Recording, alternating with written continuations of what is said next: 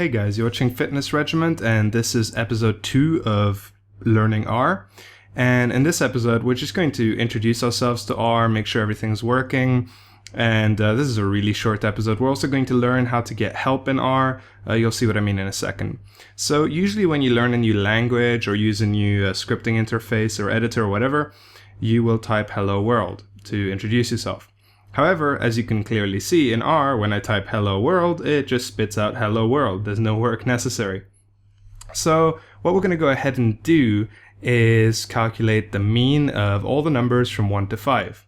The way we do this is we type in mean, open parentheses, 1, and colon operator, 5, and close the parentheses. And the answer that R will hopefully spit out is 3.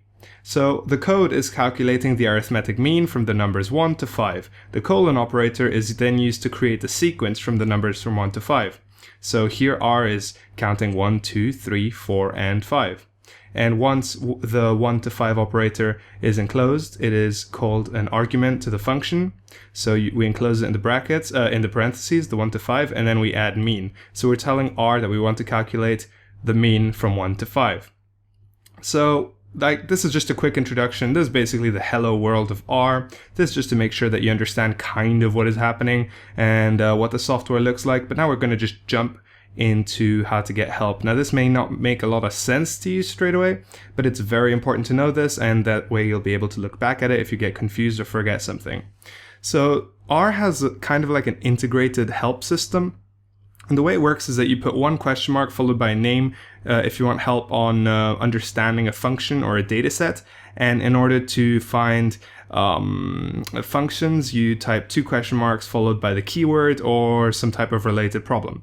So for example, you can type question mark mean and it'll open up a page that explains a lot of stuff to you. You can check that out yourself. And you can also find stuff out like the plus, the addition functions, and it'll add up and it'll open up a page and explain a lot to you. And you need to enclose these. And you can also do the same with if. You can do double question mark plotting, double question mark regression model. And another way to do the exact same thing is to type help or help.search. This does the equivalent as question mark or 2 question marks. So help is like 1 question mark and help.search is like 2 question marks. So we can do the same thing again with help. This time though, you need to close it in parentheses, otherwise it does not work, because it does need to be an argument and help is a function, so you can't do 2 question marks. So you need help, open parentheses, and then mean. You need to enclose all of them. You can do the same thing with the plus, if, plotting, or regression model. You can try yourself. For plotting and regression model, you want to use help.search because it's the equivalent of 2 question marks.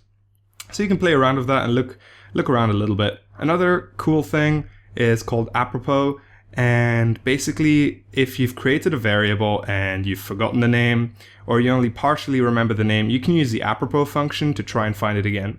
So I'm just going to go ahead and create a quick vector called a vector, and it's going to be a concatenation of 1, 3, 6, and 10. So that's the vector we've created. And now you can recall it using apropos, where I'm just going to pretend I only remember the word vector. So apropos, you open parentheses, you enclose it, and you type vector, and then we'll get every result containing the variable vector. So that's pretty cool. You can play around with that.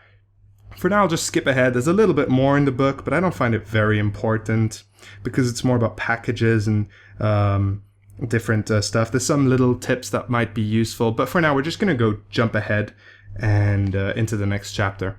So thanks for watching, and also another way to find help in R is obviously just Googling it. There's a lot of websites. I'll talk about some of these later on. Thanks.